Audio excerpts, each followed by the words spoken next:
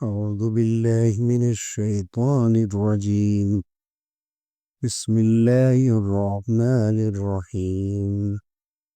الذين إن مكناهم في الأرض أقاموا الصلاة وآتوا الزكاة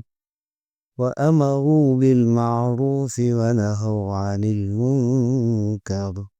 ولله عاقبة الأمور.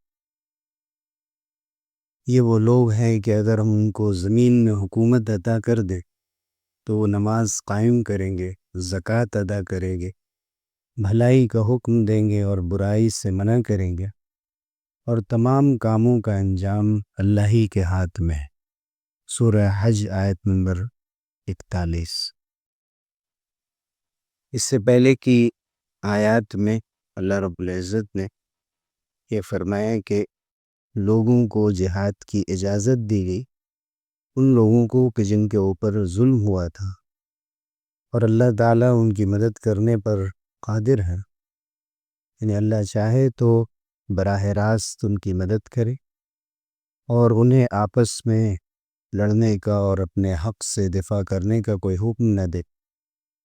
لیکن اللہ تعالیٰ چاہتا ہے کہ اپنے بندوں کو آزمائے اور یہ دیکھے کہ وہ اپنے مال اور اپنی جان کا نذرانہ پیش کرتے ہیں یا نہیں۔ لیکن جب مسلمانوں کی تعداد مکہ مکرمہ میں بہت تھوڑی تھی، اس وقت حضور اکرم صلی اللہ علیہ وسلم کو اجازت نہیں ملی اور آپ نے صحابہ کو بھی اس کی اجازت نہیں دی، یہاں تک کہ ہجرت سے بہت تھوڑے دنوں پہلے جب مدینے سے لوگ آ رہے تھے اور حضور صلی اللہ علیہ وسلم سے بیعت کر رہے تھے، منی کی وادی میں حضور اکرم صلی اللہ علیہ وسلم سے اکبر کے مقام پر جو 80 سے زیادہ لوگوں نے بیعت کی تھی، اور انہوں نے کہا کہ الا نمیل علی اہل الوادی، کہ کیا ہم وادی والوں پر یعنی منی والوں پر حملہ نہ کر دیں؟ تو حضور اکرم صلی اللہ علیہ وسلم نے فرمایا تھا کہ انی لم اومر بکازا، کہ مجھے ابھی اس کا حکم نہیں دیا گیا۔ لیکن جب مکے سے مسلمانوں کو نکالا گیا اور اللہ تعالیٰ نے مدینے میں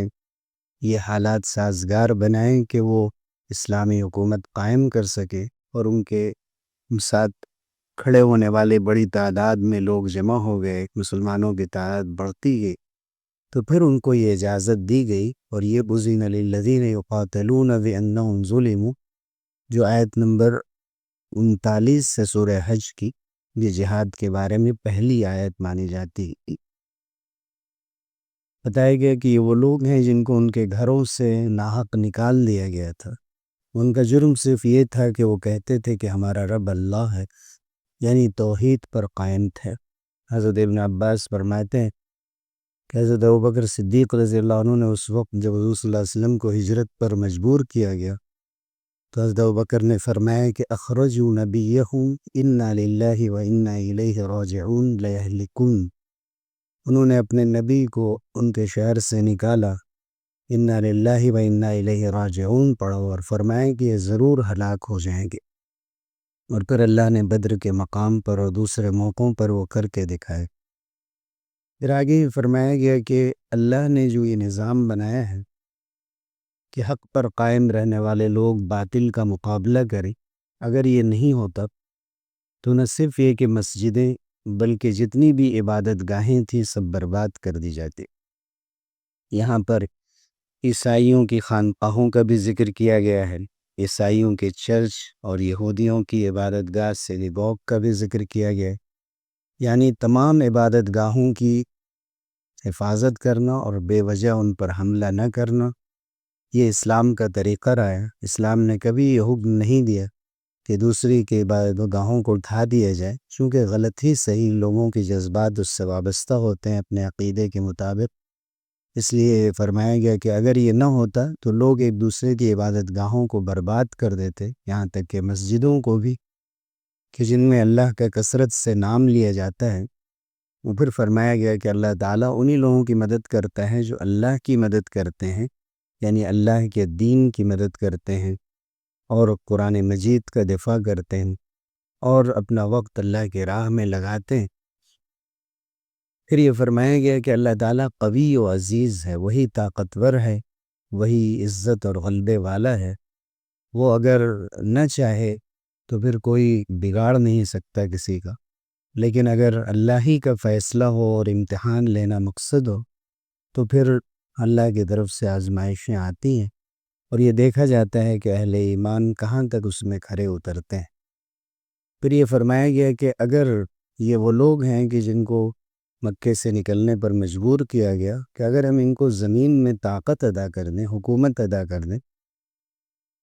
تو یہ نماز قائم کریں، زکوٰۃ دیں، بھلائی کا حکم دیں اور برائیوں سے روکیں، اور اچھے انجام ہمیشہ نیک لوگوں کے لیے ہوتے ہیں، والعاقبۃ للمتقین، اور اللہ ہی کی جانب سے انجام طے کیا جاتا ہے، اور بہتر انجام کا وعدہ نیک لوگوں کے لیے کیا گیا۔ اس سے معلوم ہوتا ہے کہ قرآن کی نظر میں اصل حکومت قائم کرنا مقصد نہیں ہے، بلکہ حکومت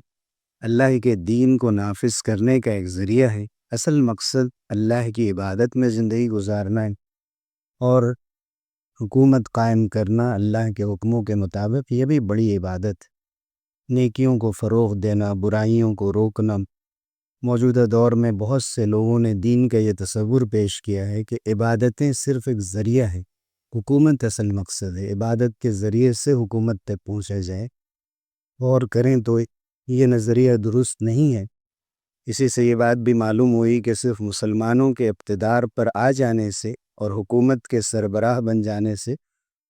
ایسا نہیں ہے کہ اسلامی حکومت کا جو مقصد ہے وہ خود بخود پورا ہو جاتا ہے، بلکہ اسلامی حکومت وہ ہے جو خدا سے لوگوں کے تعلق کو مضبوط کرے، نیکیوں کی حوصلہ افزائی کرے، برائیوں کو روکے۔ اسی لیے آج بہت سے ممالک میں مسلمان حکمران تو ہیں، لیکن اسلام کو وہ نافذ نہیں کرتے، اور اسی لیے ہم انہیں اسلامی حکومت نہیں کہہ پاتے۔